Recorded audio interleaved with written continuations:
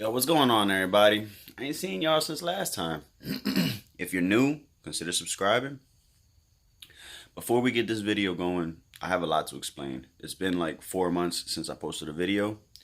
I just been super busy with clients, just regular cars, like regular vehicles. Yes, it's a ton of client content, but the most of them just want their vehicles, and for me to record a vehicle, it just makes the job that much longer. But the Type R has not gotten touched since it got washed, so everything is still alone. Like everything's still left alone on the Type R. The red Honda Accord is gone. It just had way too much rust on it. I got another chassis. I can show you guys that here in a minute. I also picked up another car for the channel. That car, it's been a lot of fun, and it's like a temporary project. It runs and drives and all the goodness, but it's fun that I can have for now while I'm building the Accord. So now that that's out the way, let me show you the new chassis. Let me show you the new project, and then we're gonna get right in on the Type R, taking the motor out of it and getting the engine bay all cleaned up. Let's get it. Alright, so here's the new Accord shell. Yes, it's white. I plan on painting it because, obviously I don't like white Hondas. I never did like white Hondas. If it's a championship white, okay, but so here's one of the issues on the car. I noticed it when I got there and it was states away, so I bought the car anyways. But there's a couple issues on the car where it was painted, because car was green before, and the guy who pulled the windows out of it didn't seal them properly, so this has damage here. But the quarter panels are super clean. The rocker arms, even the bolts underneath the car are still shiny. Like this quarter panel, let me go on the other side, you can see it.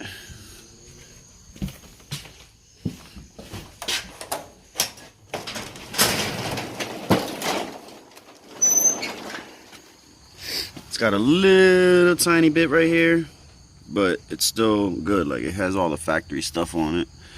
I pulled out all the interior because it was disgusting, and you could see the car was green before. I pulled out all the interior. That's my element chair, the dash, everything is pulled out of it. The motor's not in it, but the other section that's bad is this right here. It has rust underneath this seal, which caused my door hinge to have rust on it inside here. But those are the worst parts of the car. Like I said, the bolts on the car are still shiny, like the underneath the car, and the car is completely ready for me to put it back together. I just been messing with this car right here, which I'm gonna show you guys now. There it is. Here's the new project.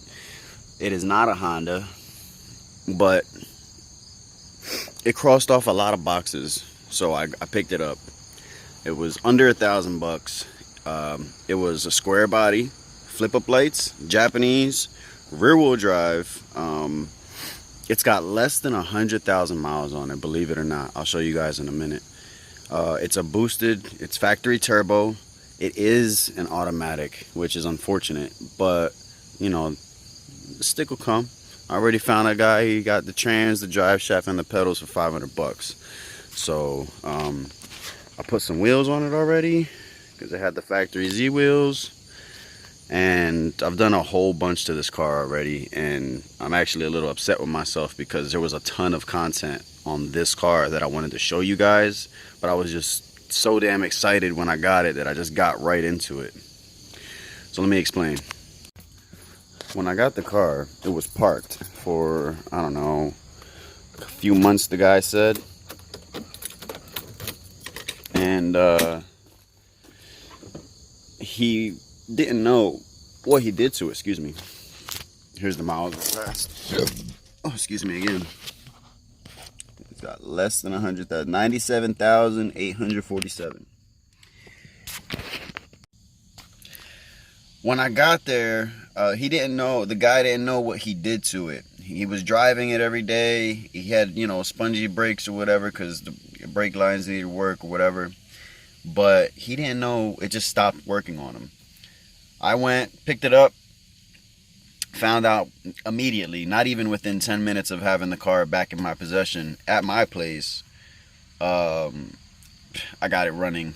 I sprayed brake clean into it to see if it'll start, see if it has spark, and it did. It started right up. So I had to figure out, you know, what was going on, why I didn't have fuel. Well, he put the battery in backwards and fried the ECU, which is in my shed. You can shake it around. You can hear there like a resistors clanging around inside.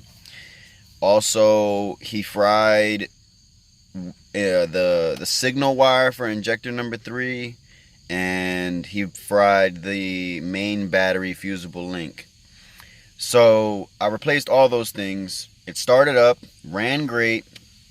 It still starts and runs, but it misses on number 3 because the power wire for the injectors, I guess, had some damage to it, and I didn't replace them.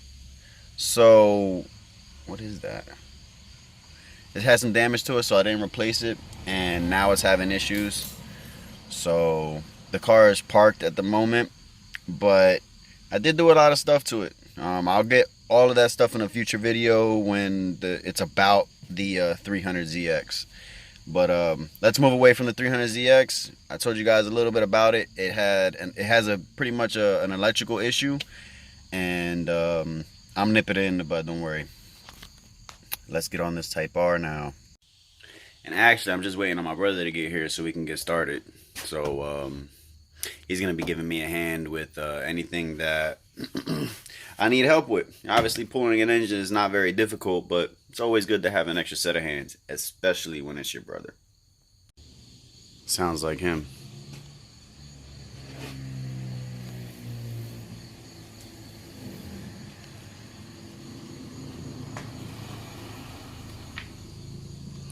Well, he just pulled up. We about to get started. Alright, so it's fully jacked up on the front. Got the coolant draining right now. Super clean, which is good. I'm gonna drain the transmission next, then the engine oil. Maybe the engine oil, maybe not, because it's still clean. I still have to change it for the Mobile One, but it's still super clean oil. I don't know if I want to just wait to drain the engine oil, since that's not gonna fall out while changing it or while pulling the engine. Alright, so I thought I'd bring you guys for this one because it's got a first and second gear grind, so it's probably gonna have some sparkly goodness going on in this oil.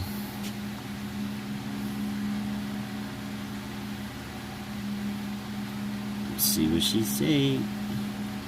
That's pretty clean.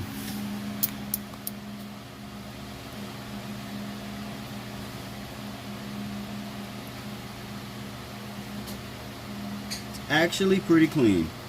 I wonder if the magnet caught everything.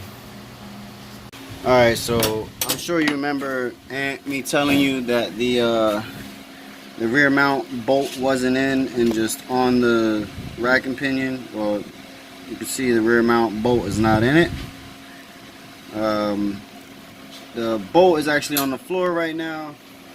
Right? Is it on the floor? Yeah. It's on the floor right now. There it is. And also, I wanted to show you. Check this out.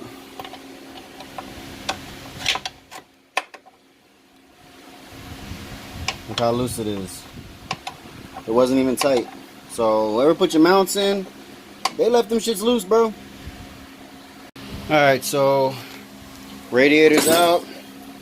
Belt side is all undone. The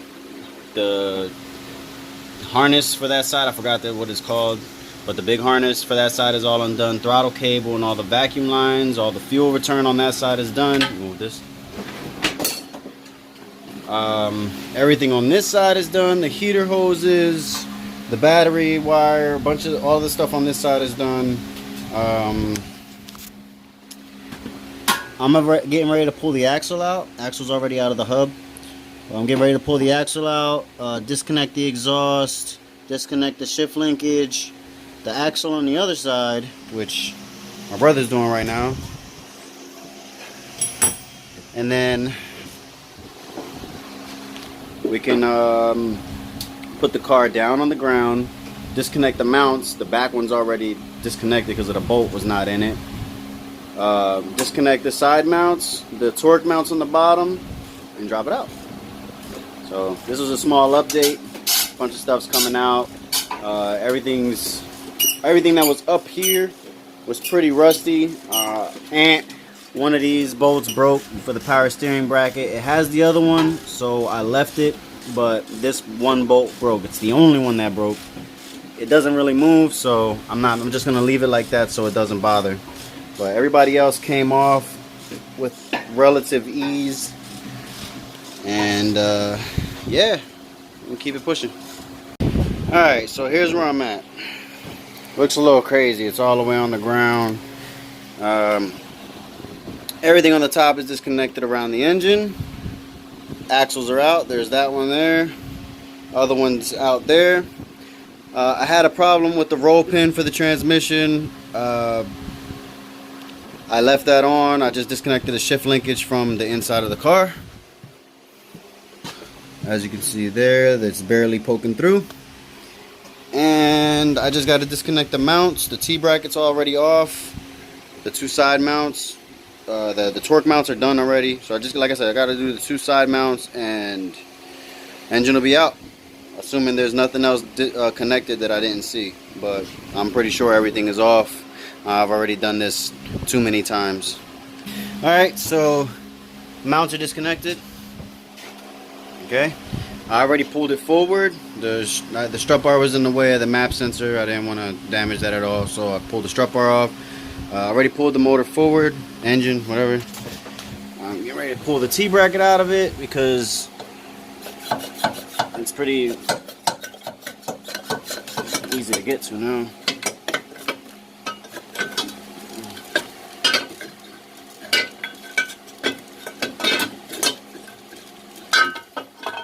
Gimme. I want it.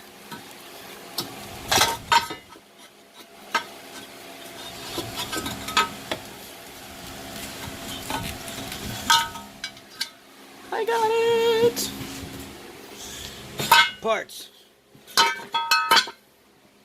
Alright, now I should be able to jack up the entire car and pull the engine from the front of it. Almost done pulling the motor out of the Type R.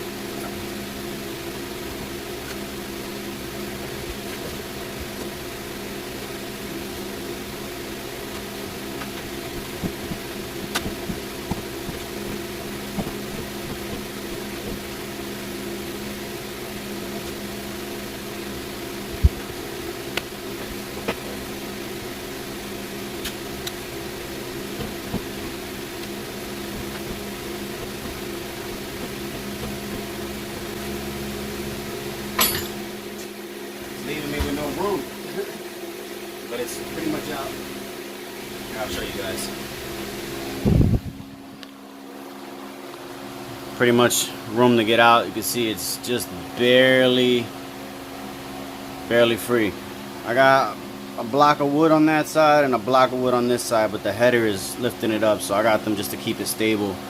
So trying to get the car high enough to pull it out. It's basically ready to come out. Maybe I'll come out of this corner and then bring it this way. So yeah, I'll set y'all back up.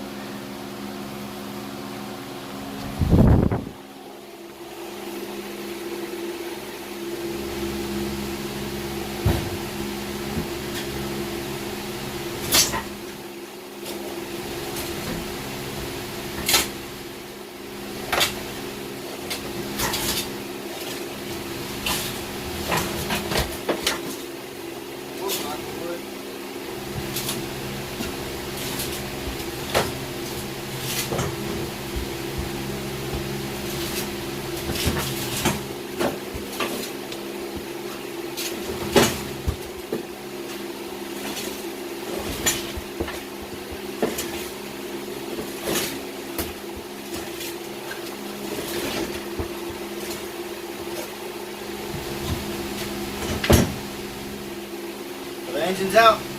The Type R. There it is.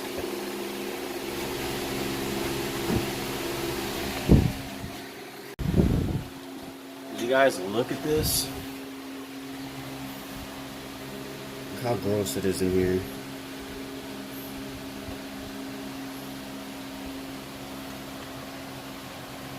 The back firewall doesn't look too bad, but the frame rails on the side, especially the driver's side, whoo-wee, is disgusting. So I'm gonna put the suspension somewhat back together so I can push this car outside and pressure wash the engine bay while the engine's out of it. The whole point of why I took the engine out, everything out in the first place. I'm rebuilding the trans and I'm resealing the engine. So I was like, I'll just take everything out and just clean everything while I have it out so it looks real nice. I mean, it's not gonna look like it was brand new, but it's gonna look better than it did for sure. Alright, so the Type R is on the ground. Suspension is back together. See, this side is back together. It's completely on the ground. I'm not going to close the hood just yet. I'm going to have to because I don't want to close it and then the hood gets scratched because of that. But I'm going to have to close the hood so I can push it outside, because if not, it'll hit my garage door at the top there. And, you know, like I said, the Type R's heart is right here, just chilling. I got to push the Type R outside so that I can pressure wash the engine bay in that area right there, which I'm gonna do in this video. And then we'll get it back inside and finish up for the night.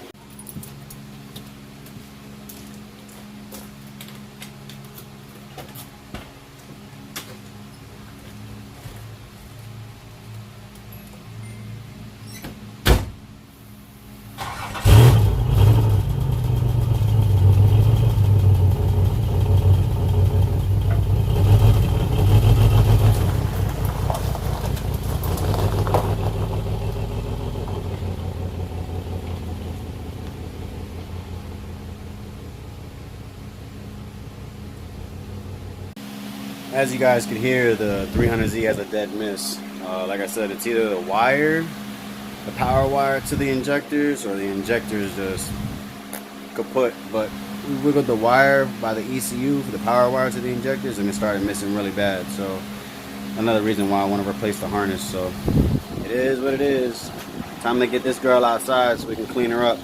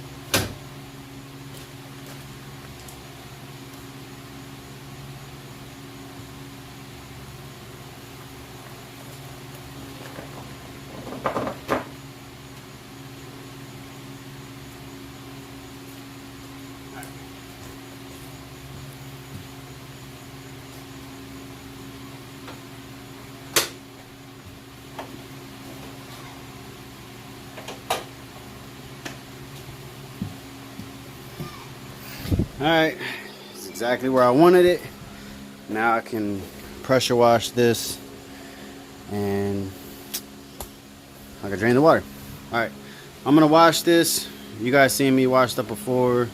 I might put you guys on a hyperlapse just so you can, you know, buzz through it real fast. But I'm just gonna go ahead and knock it out. I guess I'm gonna do some YouTube magic. I'm gonna try this.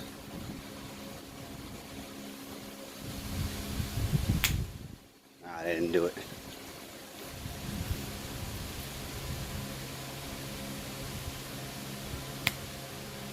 Ah, here we go.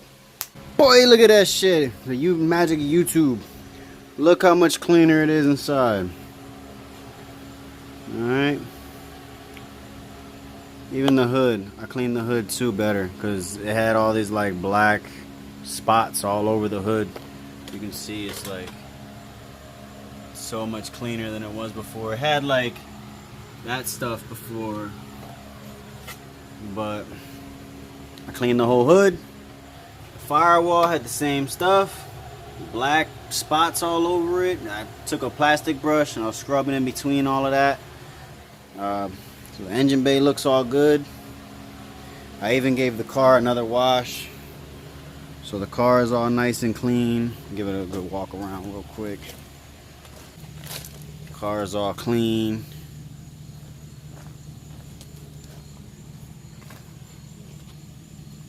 You know what I mean? So I still have to do the trunk jam. That's the only jam that I have to do. It still has dirt in it inside. That's the only one. Everything else, the driver's side door jam, passenger side door jam, the hood trunk, the hood engine bay, all of that's cleaned up. I have the just the hatch jam to do, and that is it. But so yeah, that's it for the Type R. Engine's out of the Type R. Engine bay's all cleaned up. Tomorrow I'll go ahead and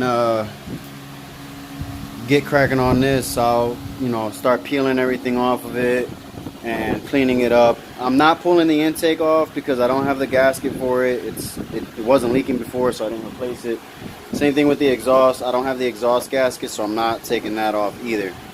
But the